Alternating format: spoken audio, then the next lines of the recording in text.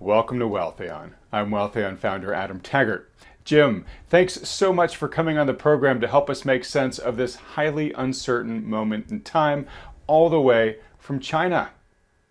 I am actually in China today. I'm making a speech here, but I'm in Asia. What is your current assessment of the global economy and financial markets?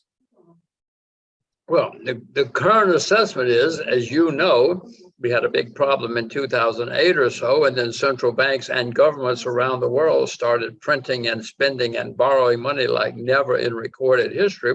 So, Adam, if you give me a few $1 trillion, I'll show you a very good time. I mean, the world economy has been flooded with money and spending since then. America has never gone so deeply in debt so fast as we have done in the last decade, more than a decade now, 13 years. So yes, we're all floating on a bit of artificial stimulation. It always comes to an end, no matter how much you pump into the economy.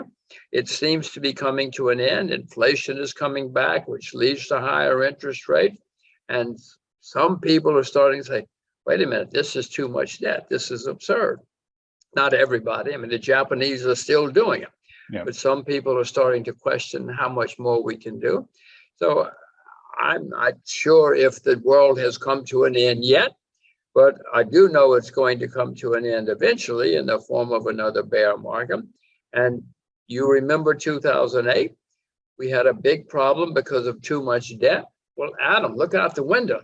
Since 2009, the debt everywhere has skyrocketed. The world has never seen anything like this accumulation of increase in debt. So the next bear market has to be the worst in my lifetime. I mean, it's simple arithmetic. The debt has skyrocketed everywhere. It's going to lead to a problem someday, and maybe today is someday. Or maybe it's already in process. Do you have a sense or a gut feel that it's going to be one way or the other, or is it a coin toss at this point? If there start to be a lot of bankruptcies or even a few bankruptcies, they will get phone calls from people saying, you must save us. This is a matter of Western civilization. You must save us. They will panic and they will print more money. I don't think that in the history of the world, many central banks have said, too bad, guys. It's time for a lot of bankruptcies. Go down the tubes. That's not the way bureaucrats think. That's not the way academics think. And the end result will be not good for you and me, but it might temporarily save their jobs. I'm going to guess you're going to think that the central planners are going to do an about face and they're going to go back to their stimulative easing ways. And it's just going to be, more of what we've seen for the past 10 years. Let's go back to the last time something like this happened, which was the 1970s. Inflation kept getting worse and worse, and the central bankers made it worse and worse. Short-term U.S. government treasury bills went to over 21%. My goodness. That's not a typo. 21% on treasury bills, because Volcker tightened and tightened and tightened. And Carter said, okay. Carter said, okay. Well, it caused bad times, but it killed inflation.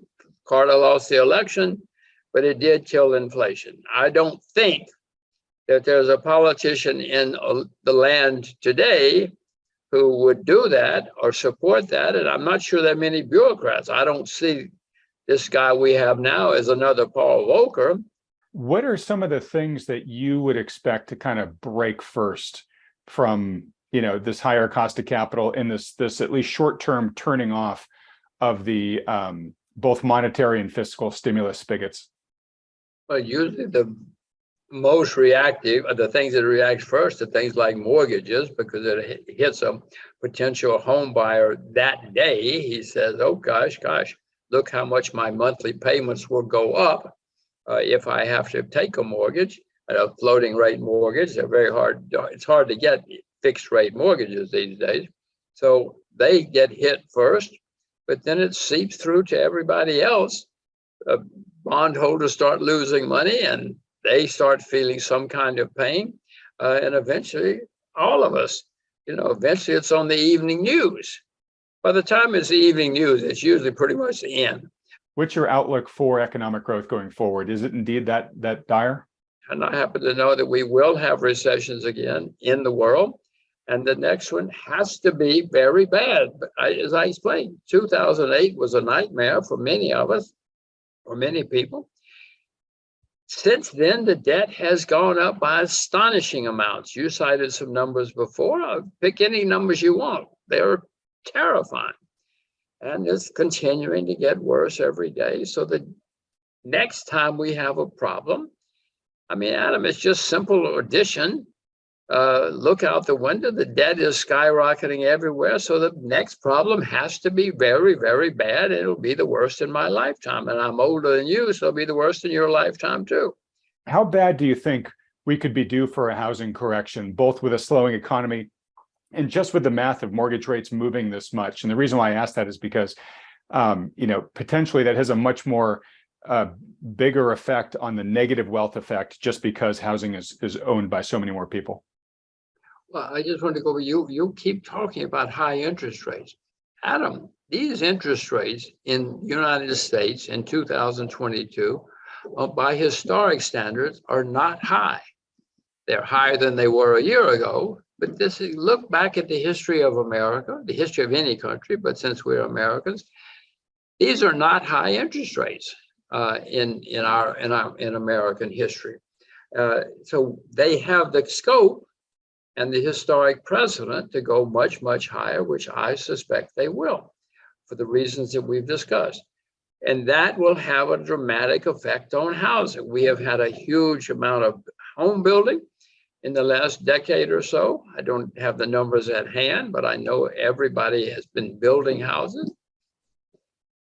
Some would call that a bubble, but even if it's not a bubble, it has certainly been a boom. Just on jobs, I assume if you believe that we're going to have the worst recession in your lifetime, then you expect that the outlook for jobs, the jobs market, is probably not very good over the next 1 to 2 years. Is that accurate? Well, again, just look at the numbers and what has happened throughout history. Yes, we've had lots. I mean, I think unemployment has been the lowest in a long time in the US. When we start having problems, it goes from the lowest, it usually goes much higher. Things, when they get overextended on the downside, they get overextended on the upside. It's the way the world works. That's the way history works. So no, of course, I would expect unemployment to go higher and higher.